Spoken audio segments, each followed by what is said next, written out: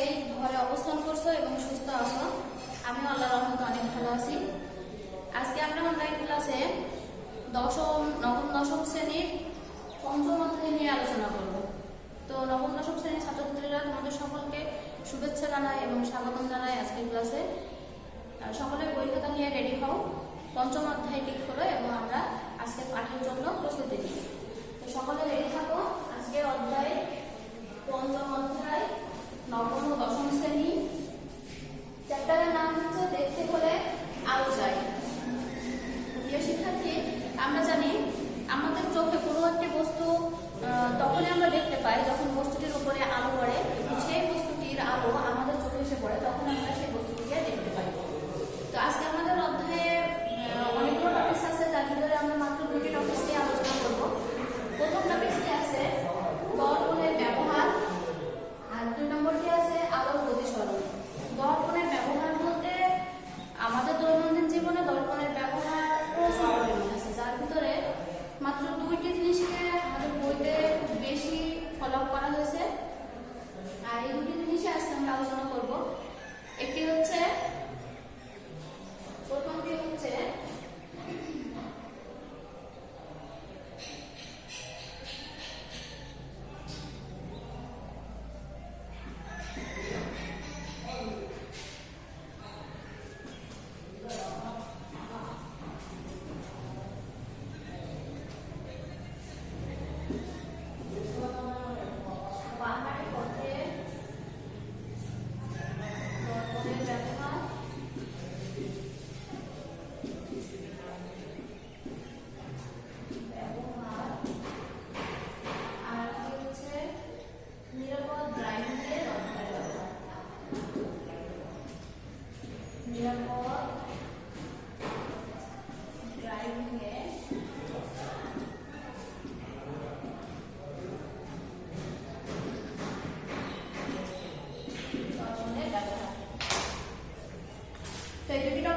আমরা প্রথমেই দেখতে পাচ্ছি পাহাড়ি পথে দর্পণের ব্যবহার।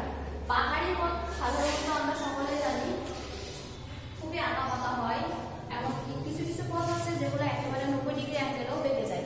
তো এমন পথের ক্ষেত্রে দর্পণের ব্যবহার কেমন সেটা আমরা এখন দেখি। প্রথমত আমরা চিনতে হবে যে দর্পণ কি জিনিস।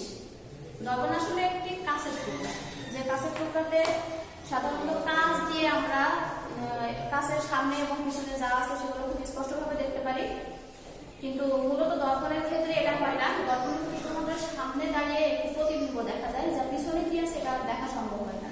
কেন এটা হয়? কারণ দর্পণের পিছনে একটি প্রলেপ দেওয়া থাকে, আর এই প্রলেপটার কারণে শুধুমাত্র প্রতিফলনটা আমরা দেখতে পাই।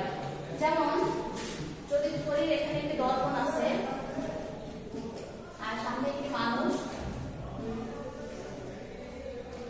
দাঁড়ানো আছে, তো এই ক্ষেত্রে এই ব্যক্তিটি দর্পণে তাকানোর কারণে সে কিন্তু আবার তাকে ঘুরে আবার দেখতে পায়। কারণ কি? কারণ এই দর্পণের পিছনে একটা প্রলেপ দেওয়া থাকে, আর এই প্রলেপটাকে রূপার প্রলেপ দেওয়া হয় যাতে করে প্রতিবিম্বটা খুব স্পষ্টভাবে আসে এবং আলো যাতে আয়নার পিছনে প্রতিসরিত বা বের হয়ে না যায়।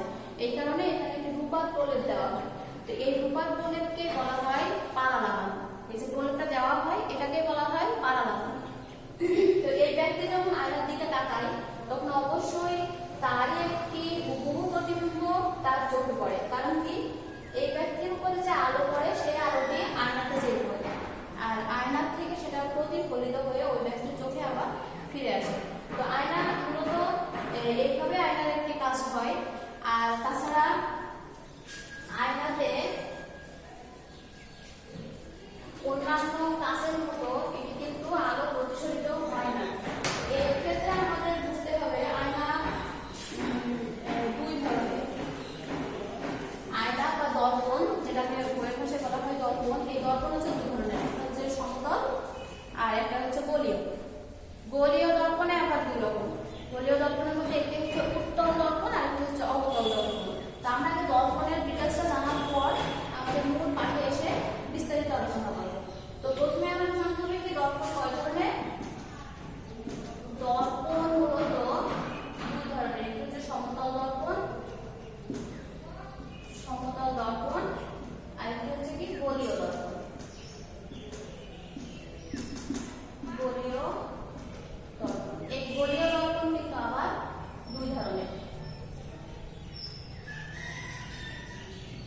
একটি হচ্ছে উত্তল,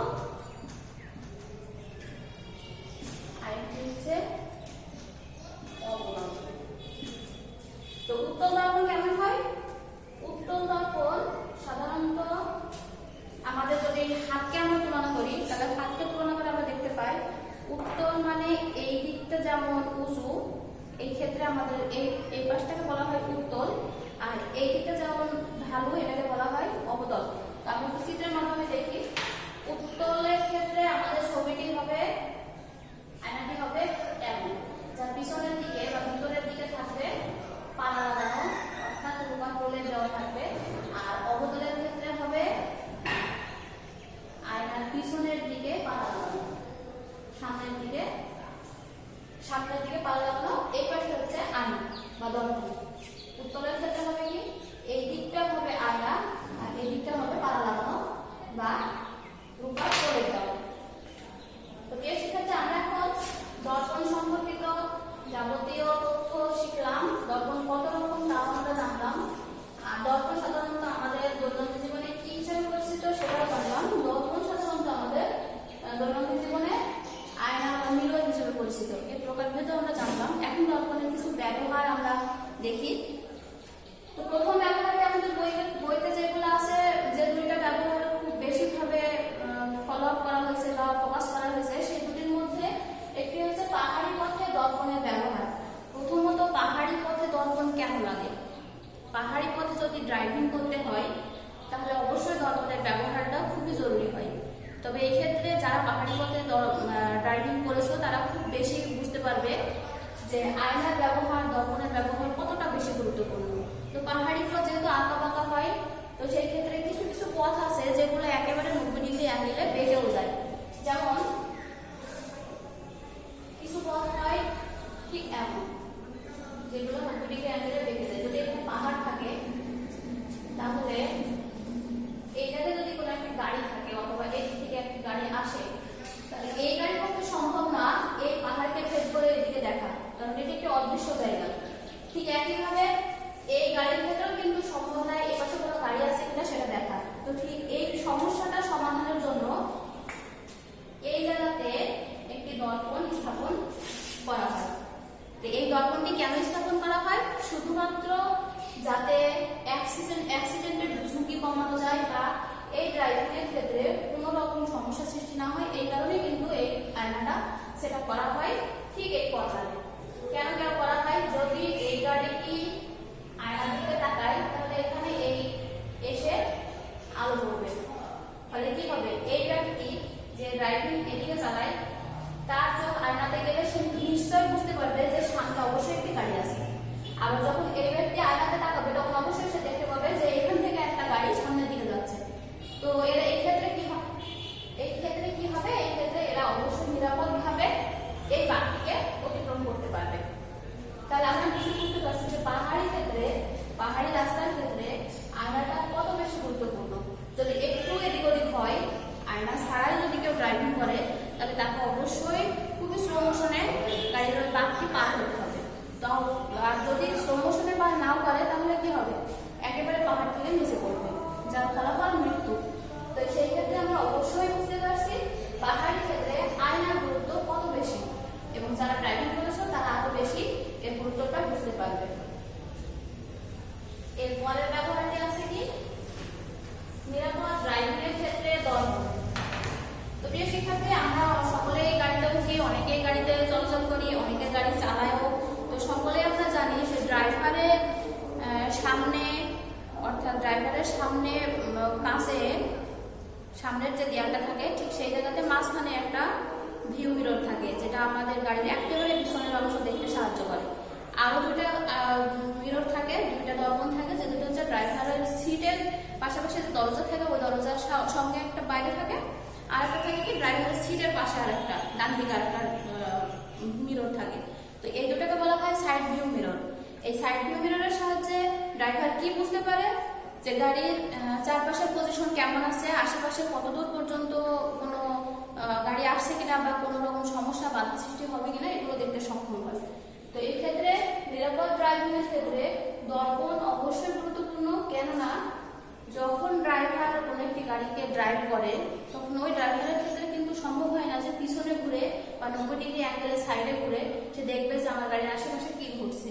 তো সেই ক্ষেত্রে এই নিরাপদ ড্রাইভিংয়ের জন্য আয়নাগুলো যদি ড্রাইভারের আশেপাশে থাকে তাহলে সে শুধুমাত্র চোখটাকে কোনো রকম বডিকে আশপাশে না ঘুরিয়ে চোখটাকে এদিক ওদিক ঘুরিয়ে সে বুঝতে পারে যে আমার আশপাশে গাড়িতে কি ঘটছে বা গাড়ির আশেপাশে কোনো রকম বিপদ সংকেত আছে কিনা, অথবা কতটুকু দূরত্বে আমি আসি, কতটুকু দূরত্বে আমার পিছনের গাড়িগুলো আছে, এগুলো সে বুঝতে পারে।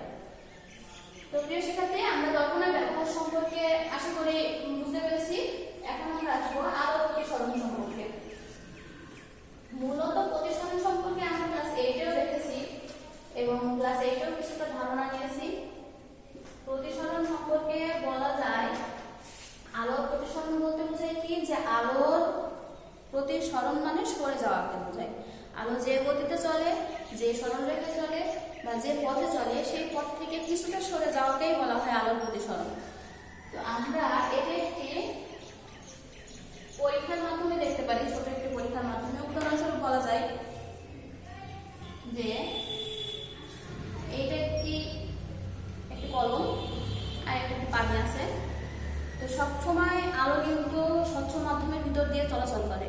যেহেতু পানি একটি স্বচ্ছ মাধ্যম, বায়ু একটি স্বচ্ছ মাধ্যম, তো সেই ক্ষেত্রে আলো অবশ্যই বায়ুকে ভেদ করে পানির ভিতর দিয়েও চলাচল করতে পারে। যেহেতু আমি আলোকে ধরে দেখাতে পারছি না, তাই উদাহরণস্বরূপ আমি দেখাতে চাই। এটা একটি কলম আমি পানির ভিতরে দিলাম, কিন্তু কলমটির কিছু অংশ আছে বাইরে, কিছু অংশ আছে পানিতে। তো আমরা দেখি কলমটি যখন পানিতে রেখেছি তখন কি হচ্ছে, উপরের অংশটি এবং নিচের অংশটি কিছুটা বাঁকা পজিশনে আছে। একটু খেয়াল করলে দেখা যাবে উপরের অংশটি মনে হচ্ছে একদিকে, নিচের অংশটি মনে হচ্ছে অন্যদিকে। কিন্তু কখন এটি পরিবর্তন হয়েছে, যখন পানিতে এটাকে ডুবানো হয়েছে। পানির উপরের অংশ একদিকে, পানির নিচের অংশ অন্যদিকে, কিন্তু কলম তো একটাই। তাহলে এটা হওয়ার কারণ কি, এটাই আজকে আমরা পরীক্ষার মাধ্যমে দেখলাম এবং ব্যাখ্যা করব।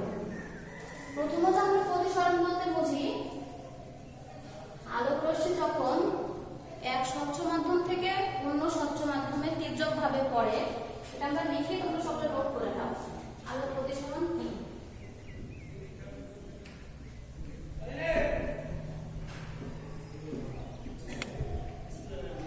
আলোক প্রতিসরণ কাকে বলে?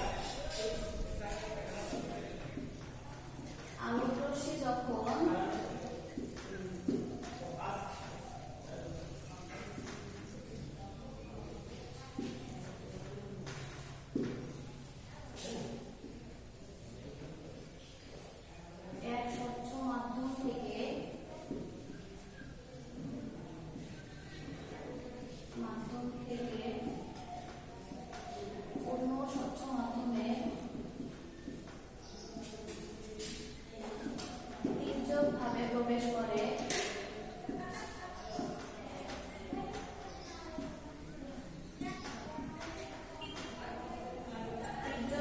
প্রবেশ করে,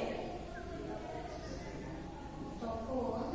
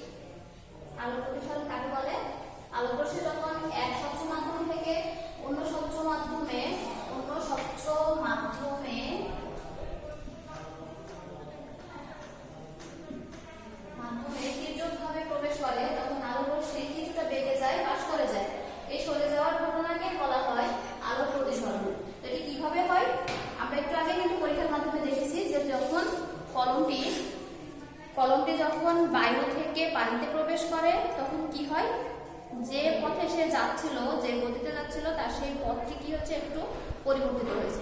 আর এই পরিবর্তিত হওয়ার এই প্রক্রিয়াটাকে বলা হয় আলোর প্রতিসরণ। দেখো তোমরা, আশা করি সবাই বুঝতে পারবে। এবার আমরা একটু চিত্রের মাধ্যমে দেখি। চিত্রের মাধ্যমে দেখতে আমাদেরকে আশা করি সংজ্ঞাটি সবার লেখা হয়েছে। তো তারপরে আমি দেখি চিত্রের মাধ্যমে এটা আমরা কিভাবে প্রকাশ করতে পারি। যেহেতু প্রতিসরণ মানে সরে যাওয়া বা বেঁকে যাওয়া, তো সেক্ষেত্রে অবশ্যই আলো তার স্থানচ্যুত হয়। এই ক্ষেত্রে আমাদের অবশ্যই মনে রাখতে হবে, আলো যখন কোনো মাধ্যমে প্রবেশ করে, অর্থাৎ এক মাধ্যম থেকে আর এক মাধ্যমে যখন প্রবেশ করে, তখন দুইটা মাধ্যম তো অবশ্যই লাগে। তো দুইটা মাধ্যম যদি আমাদের লাগে, তাহলে আমরা দুইটা মাধ্যমের মাধ্যমে দেখি। এটি একটি বিভেদ তল, ধরে উপরেরটি হচ্ছে বায়ু আর নিচেরটি হচ্ছে পানি। নিচেরটি হলো পানি মাধ্যম, উপরেরটি হলো বায়ু মাধ্যম। আর এটা হচ্ছে কি বিভেদ তল, অর্থাৎ পানি আর বায়ুর মধ্যবর্তী স্থানটিকে বলা হয় বিভেদ তল।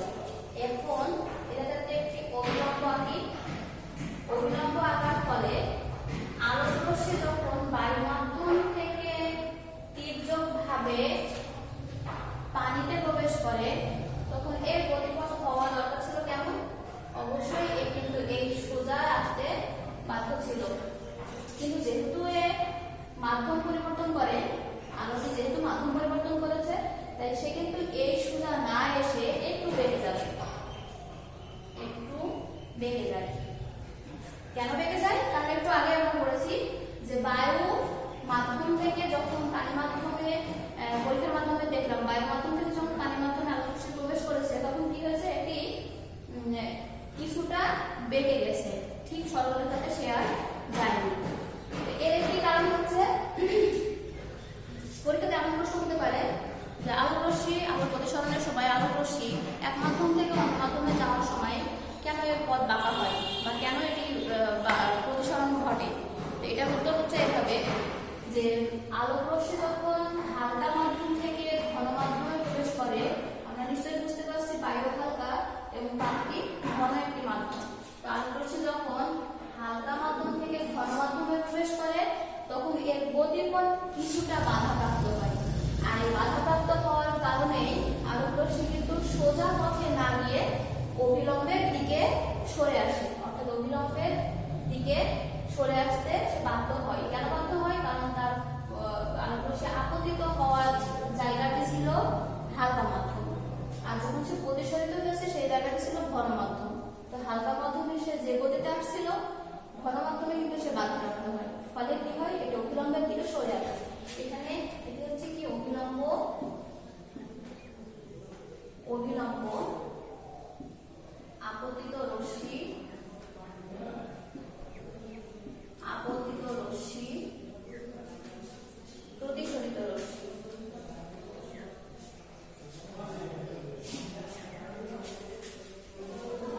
প্রতিসরিত রশ্মি, আর এটা কি হচ্ছে, বিভেদ তল।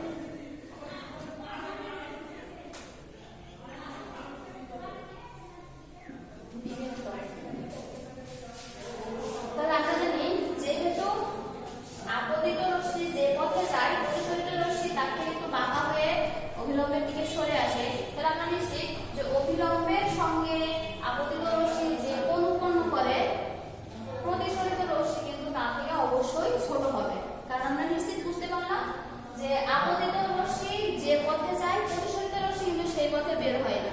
তাহলে এখানে কি বোঝা যাচ্ছে, অভিলম্ব থেকে আপতিত রশ্মির যে দূরত্ব, অর্থাৎ যে কোণ, এটাকে বলা হয় আয়তন। আর প্রতিসরিত রশ্মি অভিলম্বের থেকে দূরত্ব করে যে কোণটি উৎপন্ন করে, সেটাকে বলা হয় আর কোণ। এটি কিন্তু আপতিত রশ্মি থেকে প্রতিসরিত রশ্মির কোণটি অবশ্যই ছোট হবে। তাহলে এই ক্ষেত্রে আমরা অবশ্যই বলতে পারি যে I is not equal R। তাহলে কি বুঝলাম, যে আপতিত কোণ, আপতন কোণ প্রতিসরণ কোণের থেকে অবশ্যই বড় হবে।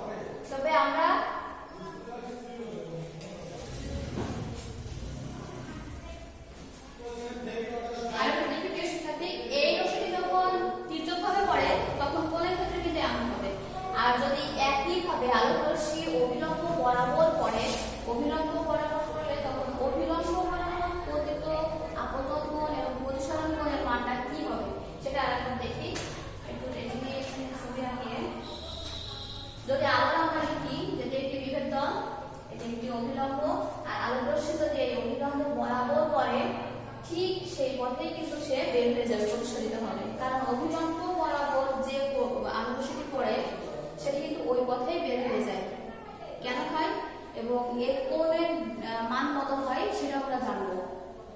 অভিলম্ব বরাবর যখন কোন একটা আলোক রশ্মি পড়ে তখন সেটি থাকে কি অভিলম্বের উপরেই থাকে, আর আমরা যখন কোণের হিসাব করি তখন অভিলম্বকে কেন্দ্র করেই কিন্তু কোণের হিসাব করি। যখন আলোক রশ্মি অভিলম্ব বরাবর পড়ে তখন অভিলম্ব আর ওই আপতন রশ্মির ভিতরে আপতিত রশ্মির ভিতরে কিন্তু কোনো ফাঁকা থাকে না, অর্থাৎ এর ভিতরে কোনো কোণ উৎপন্ন হয় না। ঠিক একইভাবে প্রতিসরিত রশ্মিও কিন্তু অভিলম্বের উপরেই থাকে, তাহলে প্রতিসরিত রশ্মি এবং অভিলম্বের ভিতরেও কিন্তু কোনো ফাঁকা জায়গা থাকে না। তাহলে এক্ষেত্রে আপতন কোণ I সমান হলো 0 ডিগ্রি এবং প্রতিসরিত কোণ R সমান হবে 0 ডিগ্রি। তো যদি পরীক্ষায় এমন প্রশ্ন হয় যে আলোক রশ্মি হালকা মাধ্যম থেকে ঘন মাধ্যমে প্রবেশের সময় যদি অভিলম্ব বরাবর খাড়াভাবে পড়ে তাহলে এর আপতন কোণ এবং প্রতিসরণ কোণের মান কত হবে, তাহলে সেটা হবে কি অবশ্যই 0 ডিগ্রি হবে। তবে শিক্ষার্থী আরো একটু ক্লিয়ার করার জন্য আমি একটু সহজে বোঝানোর জন্য আরো একটু উদাহরণ দিই।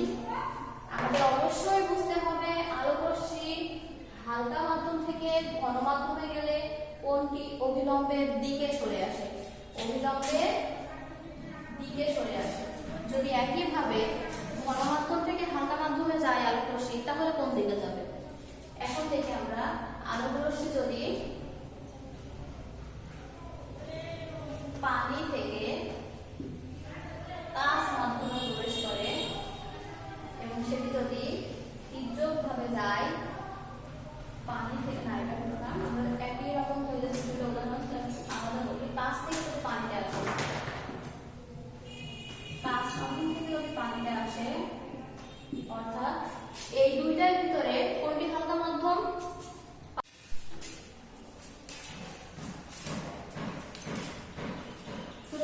আমরা দেখলাম যে এখানে দুটি মাধ্যমের মধ্যে পানি কাঁচ ঘন মাধ্যম এবং পানি হালকা মাধ্যম। তাহলে আমরা এটা নিশ্চিত হচ্ছি যে যখন আলোক রশ্মি হালকা মাধ্যমে প্রবেশ করে তখন অভিলম্ব থেকে দূরে সরে যায় প্রতিসরণ কোণ, এবং যখন ঘন মাধ্যমে প্রবেশ করে তখন অভিলম্বের কাছে সরে আসে। তো শিক্ষার্থীবৃন্দরা আজকের ক্লাসে যতটুকু আমরা ক্লাস নিয়েছি আশা করি সকলের ভালো লেগেছে এবং অনেক উপকৃত হয়েছে। তো আজকের ক্লাসে আমরা যতটুকু অধ্যয়ন করেছি এটুকু অনুশীলন করো সকলে। সকলে ভালো থাকো। আজকের মতো আমরা ক্লাসটি এখানে শেষ করছি। সকলে আমার জন্য দোয়া রেখো। আসসালামু আলাইকুম, আল্লাহ হাফেজ।